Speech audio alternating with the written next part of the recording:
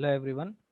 आज हमने एक क्वेश्चन लिया इलेक्ट्रोस्टैटिक्स पे, जहाँ पर हम देखेंगे कि दो चार्ज पार्टिकल्स को अगर आपने रिलीज कर दिया किसी एक फाइनाइट सेपरेशन से, तो वो सेपरेशन डबल होने में कितना टाइम लग रहा है। सो प्रॉब्लम स्टेटमेंट है हमारे पास that two identical particles A and B each having charge q when released in free space with initial separation r naught between them, their separation becomes double in time t naught.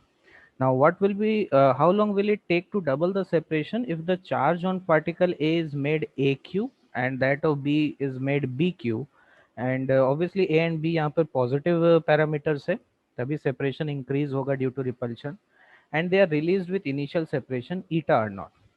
So आप इस video को pause करके इस question को try करिए and then you can come back for the solution. So let us move on to the solution part. देखिए यहाँ पर अगर मैं किसी इंस्टेंट पे लेट अस से कि हमारे पास पार्टिकल वन पे चार्ज है, मैं क्यू वन एज्यूम कर लेता हूँ पार्टिकल ए पे चार्ज, और पार्टिकल बी पे मैं चार्ज को एज्यूम कर लेता हूँ क्यू टू। ठीक है, दोनों का मास यहाँ पे सेम है, आइडेंटिकल पार्टिकल्स है, and the separation between them is are.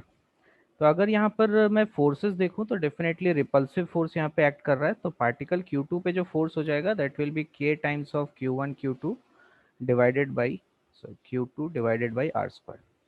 Now I can equate this force as mass into acceleration, which I can write as v dv by dr. ठीक है, अब देखिए इस क्वेश्चन को आपको इंटीग्रेट करने का जरूरत नहीं है, क्योंकि यहाँ पे जो पैरामीटर्स है वो जो स्केल किया हुआ है।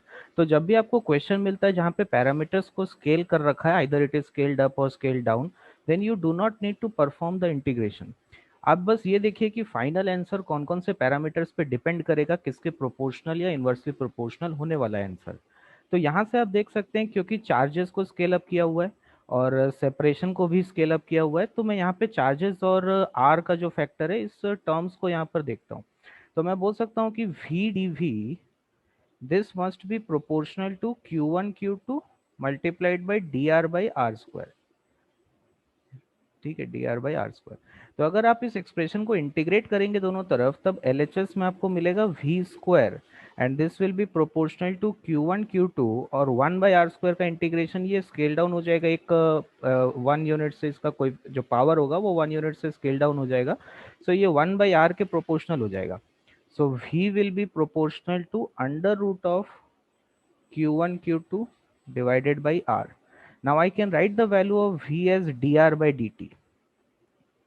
ठीक है, D R by D T हमने इसको लिख लिया।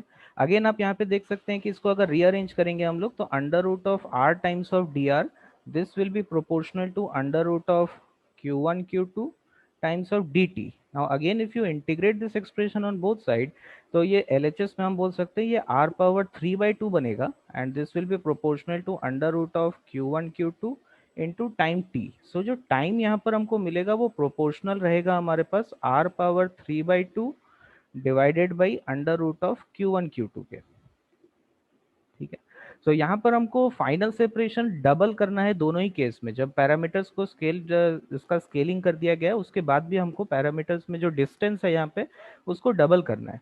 सो इनिशियली आपको जो टी नॉट का वैल्यू दे रखा है, आप बोल सकते हैं इनिशियल सेपरेशन आर नॉट था, so R not power three by two divided by under root of, दोनों चार्जेस सेम था तो ये क्यू स्क्वायर के प्रोपोर्शनल हो गया।